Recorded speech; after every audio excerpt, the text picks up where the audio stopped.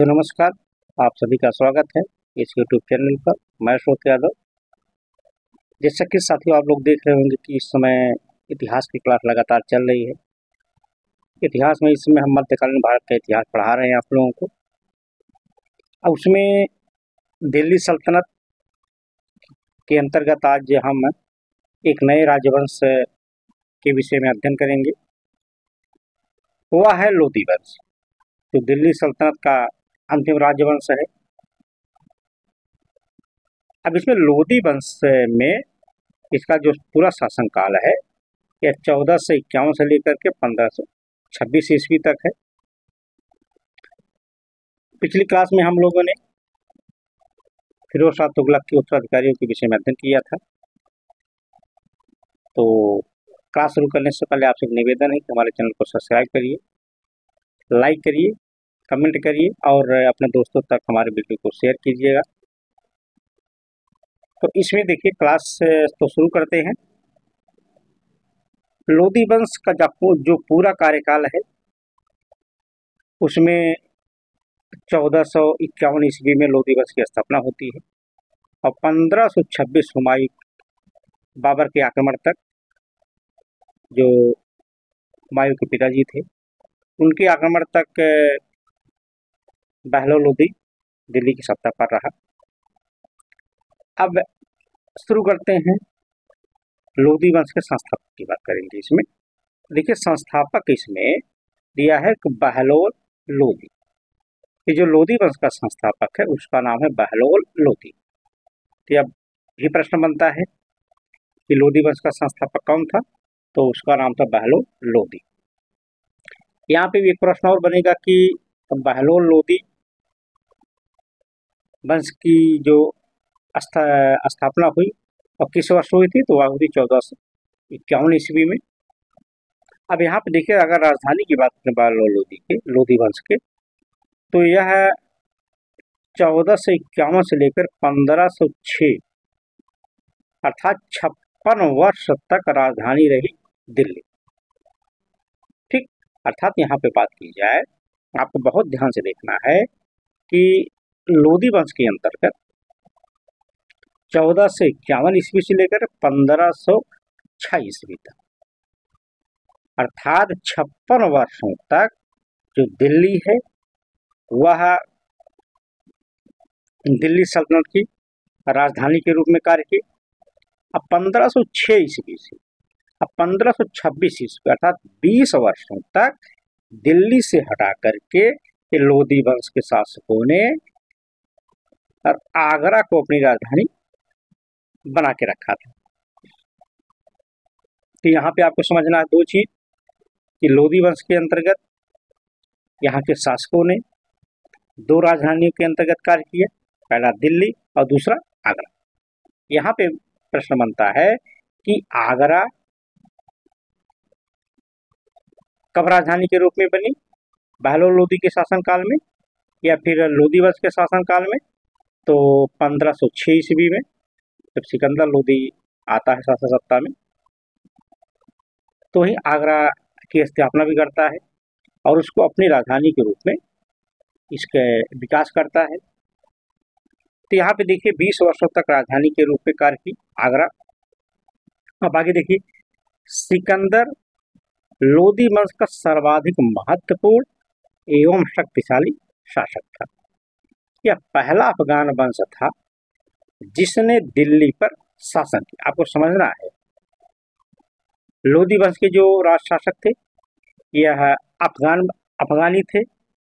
यह पहले अफगानी थे, अफगान वंश के से संबंधित थे, जिसने दिल्ली की शासन सत्ता पर कब्जा किया और यहाँ पर शासन किया। इसके बाद द्वितीय अफगान की स्थापना की अगर बात करेंगे तो शेर शाह सूरी आता है। उसने द्वितीय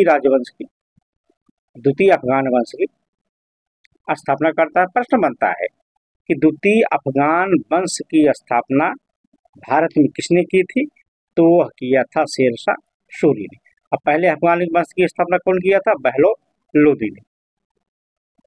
अब देखिए, लोधी गिलजाई कबीले के शाहू खेल शाखा से संबंधित है। यहाँ पे प्रश्न बनता है कि जो बहलोल लोदी है या लोदी वंश के लोग हैं, यह किस कबीले की शाखा से संबंध रखते थे? तो जो लोदी थे ये गिलजाई कबीले के शाहू खेल शाखा से संबंध रखते थे। अब यहाँ देखिए, समस्त लोदी मूल रूप से घोड़े के व्यापारी हुआ करते थे। आपको समझना है कि जो लोदी वंश के शासक थे, लोग थे, इनका पहले जो मूल रूप से कार्य, इनका जो व्यवसाय था वो घोड़े का व्यापार किया करते थे। अब आपको यहाँ समझना, अफगान शब्द की उत्पत्ति फारसी से है जिसका अर्थ है रोना। ये जो अफगान शब्द है इसका अर्थ होता है रोना। क्या है? अफगान शब्द का अर्थ होता है रोना। अफगान शब्द जो है यह फारसी भाषा की इसकी उत्पत्ति है। अब आगे देखिए, फारसी इतिहासकारों ने बहलोल लोदी के काल में अफगानों के आगमन की तुलना चींटियों एवं टिड्डियों के दल से की है।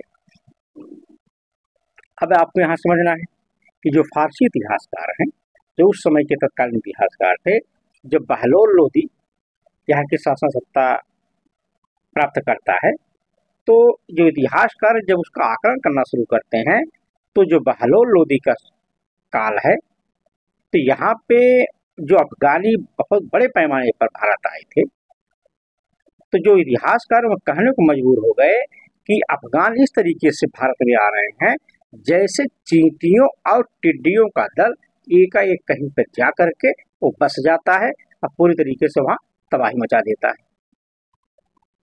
अर्थात फारसी इतिहासकारों ने बहलोल लोदी के काल में अफगान के आगमन की तुलना चींटियों एवं टिड्डियों के दल से किया है। ठीक, आगे देखिए, भारत में अफगानों को महत्व पहले पहल सुल्तान नासरुद्दीन महमूद शाह 1246 ईस्वी 1266 ईस्वी के काल में मिलता है। अगर यहाँ पे बात की जाए, सबसे पहले अफगान अगर भारत में कब आए, लगभग 1246 से लेकर के 1266 ईस्वी में, जब नासरुद्दीन सुल्तान हुआ करता था, नासरुद्दीन महमूद शाह, उस समय अफगान दिल्ली आए और शासन प्रशासन में अपनी महत्वपूर्ण भूमिका निभाई। तभी से इसकी जो महत्ता है वह धीरे धीरे उजागर होने लगी, स्पष्ट होने लगी। आगे देखिए, जो सुल्तान नासरुद्दीन है अपने सेना में बहुत बड़ी मात्रा में इन अफगानियों को भर्ती करता है। 1260 ईस्वी बलबन ने 3000 अफगानियों की नियुक्ति मेवातियों से लड़ने हेतु की थी।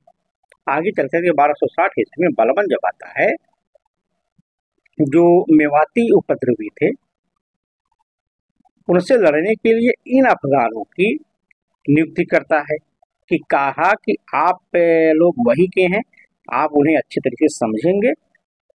इसी को समझते हुए लगभग 3000 अफगान की नियुक्ति करता है और उनको भेज देता है मेवातियों से लड़ने के लिए।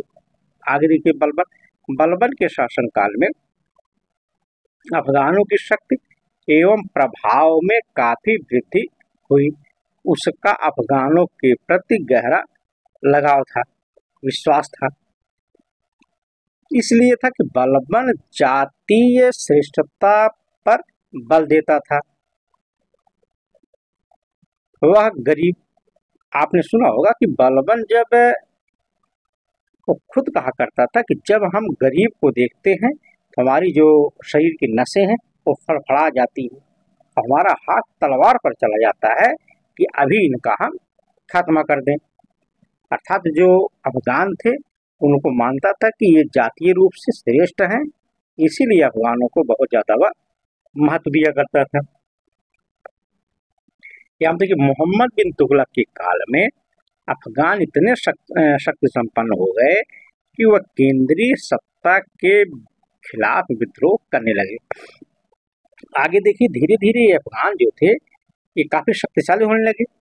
जब इन शासन प्रशासन में इनकी संख्या बढ़ने लगी, अच्छे अच्छे पद पे चले गए, इनके पास काफ़ी पैसा हो गया, अनेक क्षेत्रों में सूबेदार के पद पर पहुंच गए। भाई जिनके पास सत्ता पावर आ जाती है, पैसा आ जाता है, तो धीरे धीरे उनके अंदर शक्ति आ जाती है किसी के खिलाफ विद्रोह करने की। तो वही बात यहाँ पे मोहम्मद बिन तुगलक के शासन काल तक अफगानी करने लगे। जब उनके अंदर शक्ति और पावर आ गई तो वह केंद्रीय सत्ता जो है उसके खिलाफ ही विद्रोह करने से लोग पीछे नहीं हटते थे। आगे देखिए लिखा है, अतः उसने अपने राज्य के सभी अफगानों को बंदी बनाए जाने का आदेश दे दिया था। मोहम्मद बिन तुगलक जब ये अफगानों से उब गया, बार बार ये विद्रोह कर रहे थे, विरोध कर रहे थे, उसने एक आदेश जारी किया कि जितने अफगानी हैं सबको बंदी बना लो, तभी जाकर के ये लोग कंट्रोल में आएंगे। अब आगे देखिए, फिरोज तुगलक ने एक अफगान को बिहार का सूबेदार भी बनाया था। उसके पश्चात दोआब के फौजदार दौलत खां लोधी ने सच्चे अर्थों में दिल्ली पर शासन किया। खिज्र खां 14 से लेकर 14 से 21 ईस्वी तक जो शासन किया था, इसके काल में बड़ी तादाद में सूर, नुहानी, नियाजी, लोधी जैसे अफगान भारत आए। आपको समझना है कि जो अफगानी हैं इनकी कई कैटेगरी है, कई जातियां हैं, जिनमें एक है सूर, ये भी अफगानी थे, नुहानी, नियाजी और लोधी, ये सभी अफगान के रहने वाले थे और ये काफ़ी बड़ी मात्रा में भारत में आके बस गए थे। लिखा कि उसने बड़ी तादाद में अफगानों को भर्ती भी की।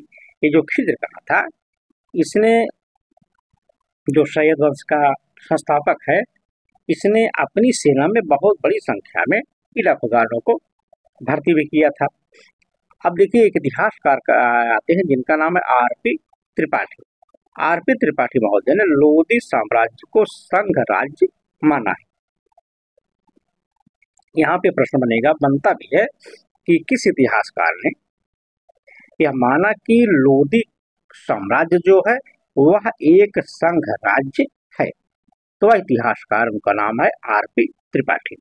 ठीक, आगे देखिए लिखा, सभी अफगान स्वयं को एक समान समझते थे, इसलिए सभी अफगान मलिक कहकर संबोधित किए जाते थे। देखिए, ये जो अफगान हैं, ये कहते थे कि हम जितने लोग हैं सब भाई भाई हैं, सब में कोई ऊंच नीच नहीं है, सब एक समान है।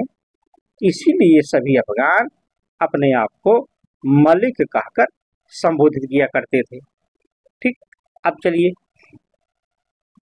अब बात करते हैं बहलोल लोधी की।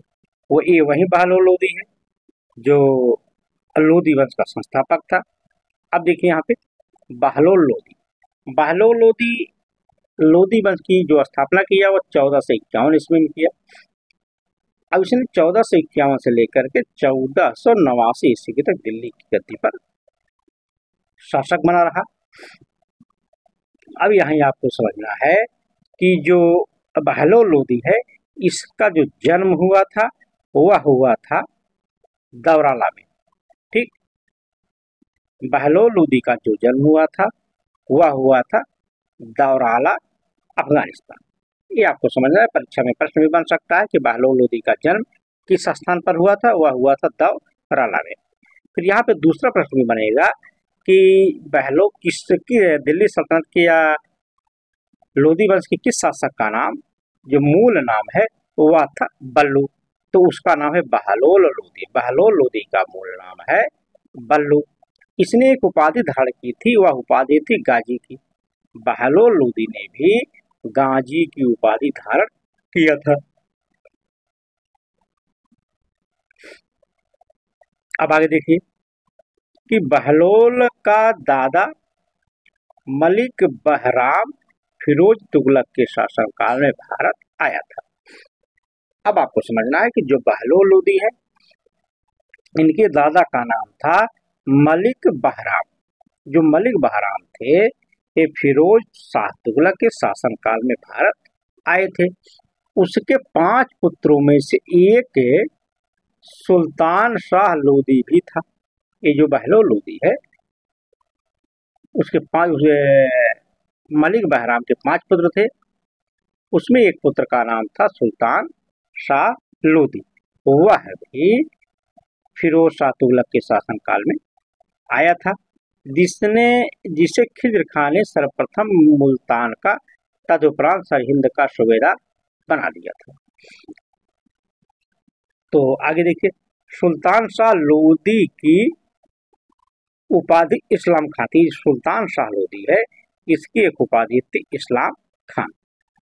आगे देखिए, बहलोल का जन्म दौराला में उस समय हुआ जब छप्पर गिरने के कारण उसकी माता की मृत्यु हो गई।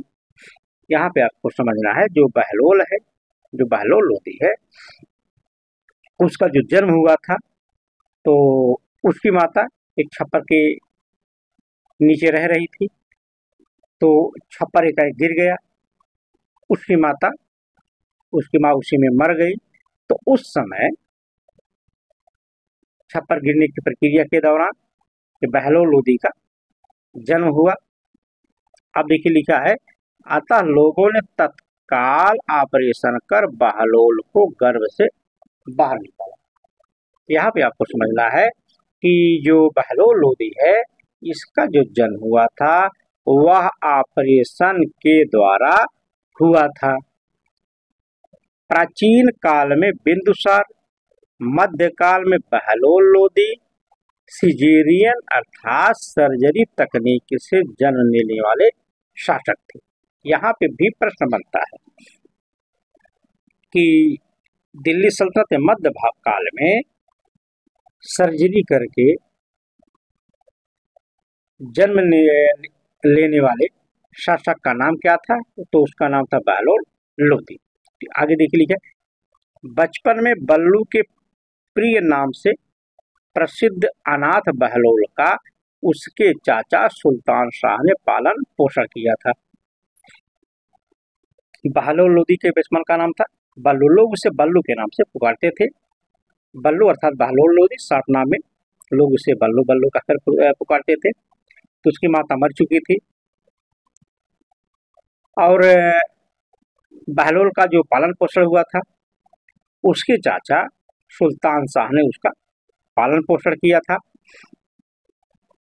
सुल्तान शाह लोदी ने अपने पुत्रों के दावों के बावजूद अपने बड़े भाई मलिक काला खां के पुत्र बहलोल को अपना उत्तराधिकारी बनाया था।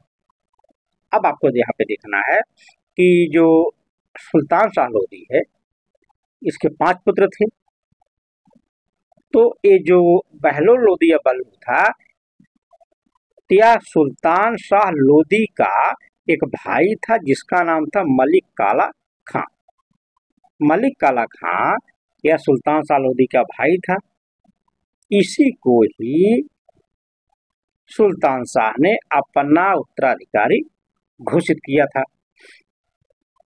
आगे देखिए, बहलोल पहले लाहौर का सूबेदार बना, उसके पश्चात 1431 ईस्वी में सरहिंद का सूबेदार इसे बनाया गया था। ये जो बहलोल है, इसे सबसे पहले लाहौर का सूबेदार बनाया गया। लाहौर के बाद 1431 ईस्वी में इसे सरहिंद की सूबेदारी भी प्रदान कर दी गई थी। आगे लिखा है कि उसने दीपालपुर, लाहौर एवं मुल्तान के क्षेत्रों पर अपने शासन का विस्तार किया। उसने दिल्ली के सुल्तान मोहम्मद शाह से इन क्षेत्रों के लिए मान्यता भी प्राप्त कर ली थी।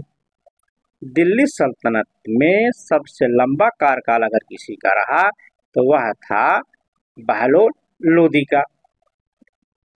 यह प्रश्न बनता है, आपको समझना यहाँ पे यह प्रश्न बनता है कि दिल्ली सल्तनत में सबसे लंबा कार्यकाल किस सुल्तान का है? तो वह था बहलोल लोदी का। कितना समय था?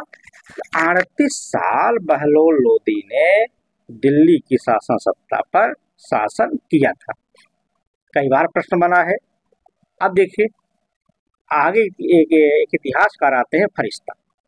अब इनकी चर्चा हम करेंगे कि फरिश्ता कहते हैं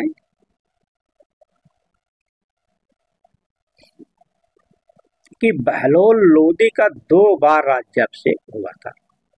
फरिश्ता ये बताते हैं कि जो बहलोल लोदी है उसका जो राज्याभिषेक हुआ था वह 2 बार हुआ था। अब यहाँ पे देखिए आगे लिखा है कि बहलोल का शासन बिरादरी कुल की भावना पर आधारित था। जैसा कि पीछे हमने बताया कि जो बहलोल लोदी है अर्थात जो अफगान वंश है यह अपने आप में सभी को समान मानते थे, सबको अपना भाई मानते थे, किसी को ऊंचा नीचा नहीं मानते थे।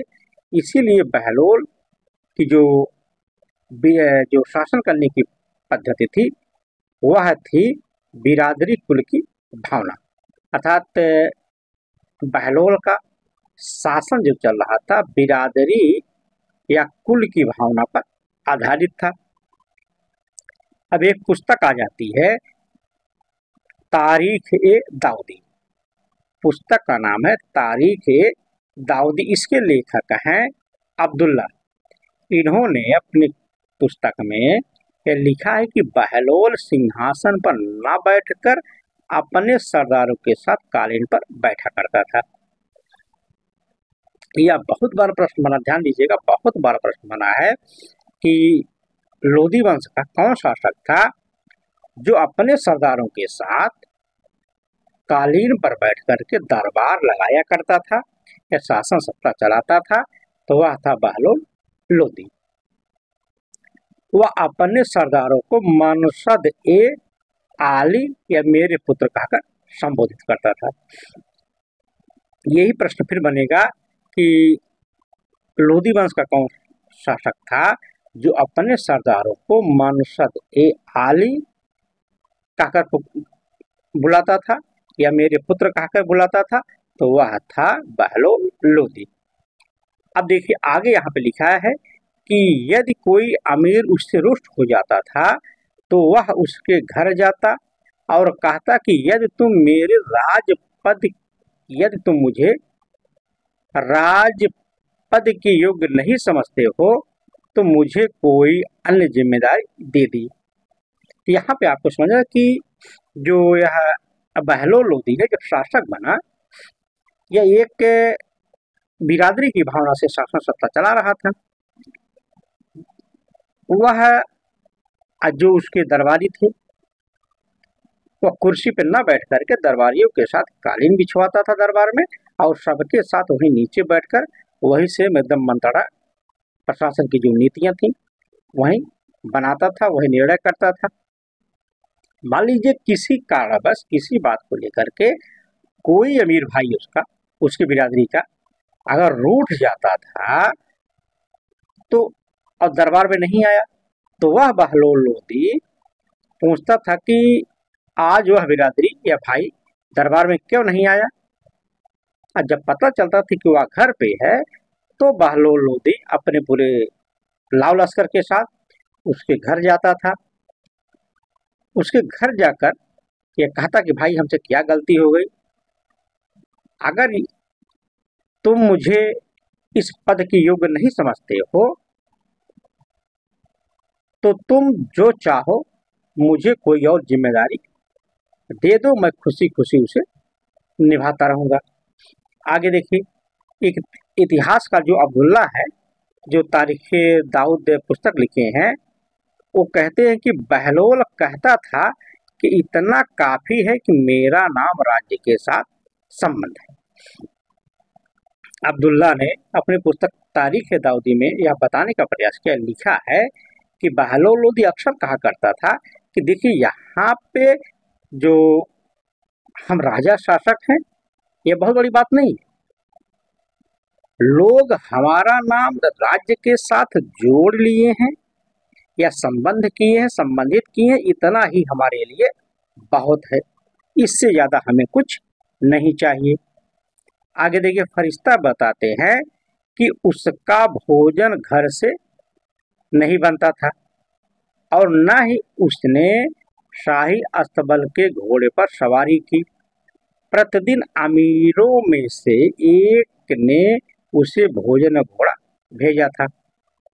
अब यहाँ पे फरिश्ता और बताने का प्रयास करते हैं कि जो बहलोल लोदी है इस तरीके से कुल की भावना से शासन सत्ता चला रहा था। यहाँ पे फरिश्ता बताते हैं कि बहलोल लोदी खुद के लिए कोई रसोइया नहीं रखा था। उसका जो भोजन बनता था, जो वहाँ पे उसके अमीर हुआ करते थे, किसी न किसी के घर से, जो अमीर सरदार हुआ करते थे, कि किसी न किसी घर से रोज उसके लिए भोजन आता था। और जिस घोड़े पर वह सवार होता था उसके लिए भी कोई अमीर लाके आज घोड़ा दे दिया, भोजन दे दिया, फिर दूसरा उसे भोजन और लाके घोड़ा दे दिया। इस तरीके से वह सभी को कनेक्टिविटी, एक दूसरे से संपर्क बनाए रखने में ये बहुत महत्वपूर्ण नीति अपनाई थी। आगे देखिए लिखा है कि बहलोल ने अलाउद्दीन आलम शाह का नाम खुतबे में तब तक रखा जब तक उसने औपचारिक रूप से राज त्याग नहीं किया। शासक बनने के उपरांत बहलोल ने पुराने सैयद वजीर नाम था हमीद खां को चतुराई के कैद खाने में डलवा दिया। अब आपको यहाँ देखना है कि बहलोल लोदी ने जो अभियान किया था, अब हम उसकी चर्चा करेंगे। आगे देखिए, इसमें बहलोल की ऊर्जा मुख्यतः शर्की सुल्तानों से टक्कर लेने में लगी रही। जो शर्की सुल्तान थे, जो जौनपुर वाले थे, इन्हीं को संभालने में उसकी पूरी ऊर्जा चली गई। किसी तरीके से ये जो शर्की लोग हैं, इनको हम जौनपुर के शर्की उसके प्रमुख शत्रु थे। तो जौनपुर के शर्की शासक थे, सुल्तान थे, ये बहलोल लोदी के सबसे प्रमुख शत्रुओं में थे। अब देखिए, इसी हेतु उसने रोह अर्थात पूर्वी अफगानिस्तान के अफगानों को भारत बुलाया कि वह गरीबी के कंगर से छुटकारा पाएं और मुझे वर्चस्व मिले। ये जो बहलोल लोदी है, ये अफगान जहाँ का रहने वाला था, पूर्वी अफगानिस्तान जो क्षेत्र अफगानिस्तान का, उसका नाम है रोह।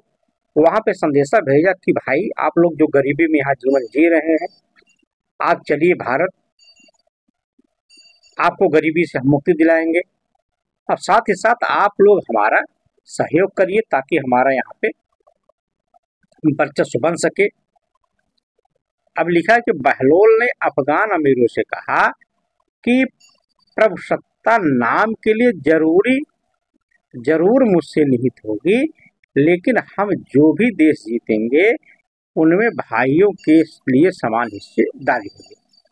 ये बहलोल लोदी कहता है कि ठीक है, हम कोई अगर साम्राज्य या राज्य जीत रहे हैं, किसी पर आक्रमण करके उसको अपने कब्जे में कर रहे हैं, तो वहां पे आपको ये समझना है कि वहां पे हमारा नाम भले चलेगा कि शासक है बहलोल लोदी है, लेकिन जो हमारे अफगान भाई हैं इनकी वहां पे समान हिस्सेदारी बनी रहेगी। आगे लिखे अफगान इतिहासकार एक हैं, उनका नाम है अब्बास सरवानी। इन्होंने कहा कि यह फरमान पाते ही रोह के अफगान टिड्डियों की भांति भारत चले आए। आगे लिखा है कि बहलोल की सबसे महत्वपूर्ण विजय अगर कोई हुई, वह थी जौनपुर की विजय। तो यहाँ प्रश्न बनेगा कि बहलोल लोदी की सबसे महत्वपूर्ण अभियान या विजय कौन सी थी, तो वह थी जौनपुर की विजय। उसने इसे 1484 ईस्वी में अंतिम सरकी जो सुल्तान है हुसैन शाह सरकी से जीत लिया था। फिर आपको समझना है कि बहलोल लोदी ने जब जौनपुर पर आक्रमण किया 1484 ईस्वी में, उस समय जौनपुर का शासक या सुल्तान कौन था, तो उसका नाम था हुसैन शाह सरकी। तो बताया जाता है कि एक बार हुसैन शाह ने 1478 ईस्वी में दिल्ली पर आक्रमण किया तो बहलोल लोदी ने उसे हराने के लिए पूरी रात बख्तियार काकी के मकबरे में इबादत की थी। बहलोल ने अपने पुत्र बारबक शाह को जौनपुर का शासक नियुक्त किया। बहलोल लोदी जब जौनपुर को जीत लेता है 1484 ईस्वी में, तो उसका पुत्र था एक, इसका नाम था बारबक शाह, उसको जौनपुर का शासक नियुक्त कर देता है। लेकिन जौनपुर का विलय नहीं कर पाया। हाँ, नियुक्त कर दिया, लेकिन जौनपुर को दिल्ली में विलय नहीं कर पाया था। अब देखिए, बहलोल लोदी का अंतिम आक्रमण ग्वालियर पर हुआ। ग्वालियर के राजा कीर्ति सिंह, जिसकी पहचान रायकरण से की जाती है, उसने 80 लाख टंका दिया और उसकी संप्रभुता को मान्यता प्रदान की। देखिए, जो बहलोल लोदी है, इसकी जो अंतिम आक्रमण था, इसका जो अभियान किया था, वह था ग्वालियर पर। तो ग्वालियर पर जब हमला करता है ये बहलोल लोदी, तो वहां के राजा हुआ करते थे कीर्ति सिंह, जिसे लोग रायकरण के नाम से जानते थे। कि जो रायकरण है या डॉक्टर कीर्ति सिंह है, इन्होंने बहलोल लोदी की अधीनता स्वीकार कर ली। काकी राजा, हम आपके अधीन हैं। उसके लिए बहलोल लोदी को कीर्ति सिंह ने 80 लाख टंका दे दिया। आगे देख लिखा है कि महमूद सरकी से शमशाबाद जीतने के पश्चात बहलोल ने कीर्ति सिंह को ही वहां का सूबेदार बनाया। ग्वालियर से लौटते समय जलाली शहर के निकट मिलावटी में उसकी 1489 ईस्वी में मृत्यु हो जाती है। ये जो बहलोल लोदी है, जब ग्वालियर को जीत करके आगे बढ़ा, तो वहां से लौट रहा था, तो जलाली शहर के पास एक स्थान का नाम है मिलावटी। मिलावटी में 1489 ईस्वी में बहलोल लोदी की मृत्यु हो जाती है। आगे के बहलोल एक योग्य शासक था। उसने बहलोली नामक सिक्का चलाया था, जो अकबर के पहले उत्तर भारत में विनिमय का एक माध्यम रहे। यह आपको समझना है कि बहलोल लोदी ने जो सिक्का चलाया था, उसका नाम क्या था? उसका नाम था बहलोली सिक्का। यहाँ पे दूसरा प्रश्न ये बनता है कि अकबर के पहले उत्तर भारत में विनिमय का माध्यम किस सिक्के के माध्यम से होता था? तो वह था बहलोली नामक सिक्का।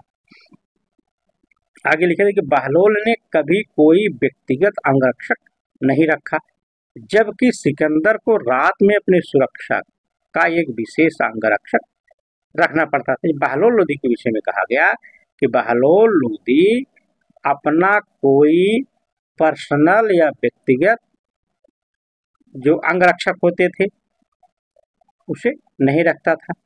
आगे लिखे बहलोल ने एक बार एक उलेमा को यह कहकर शांत करा दिया था कि हम सभी खुदा के बंदे हैं।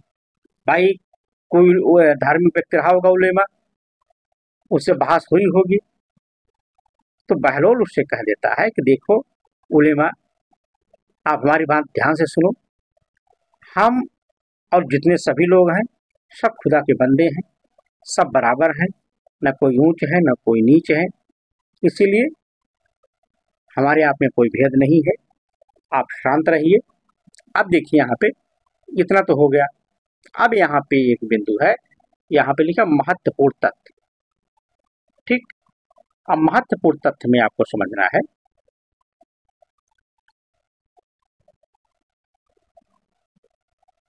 यहाँ पे देखिए, अब इसमें एक एक करके हम चर्चा करते हैं। इसमें कोई 5 बिंदु हैं।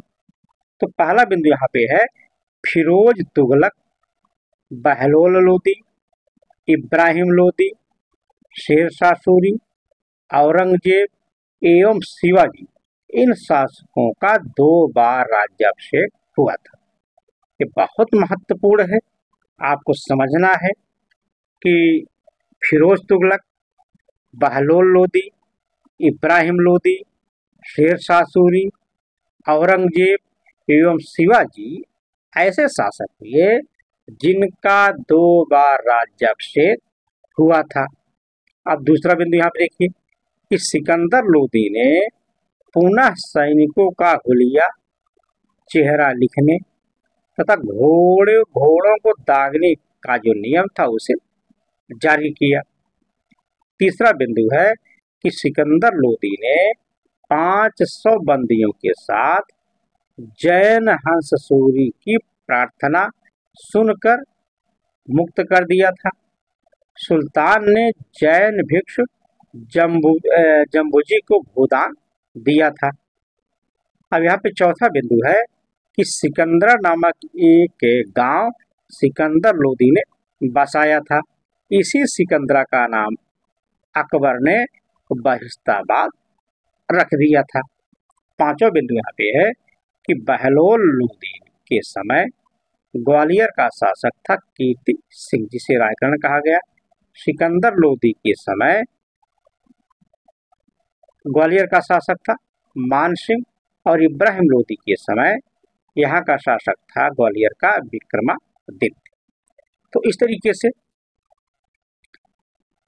इस क्लास के अंतर्गत हमने जो लोदी वंश है इसके जो संस्थापक हैं बहलोल लोदी, इनके विषय हम लोगों ने चर्चा की। तो फिर मिलते हैं अगली क्लास के अंतर्गत। तो आप लोग अच्छे से क्लास देखते रहिए, पढ़ते रहिए। तो इस तरीके से आपको PDF के माध्यम से पूरी क्लासेस मिलती रहेंगी। इसके बाद हम राजनीति विज्ञान की भी क्लास चलाएंगे, उसमें भी आपको पढ़ाएंगे। तो फिर मिलते हैं अगली क्लास में। धन्यवाद।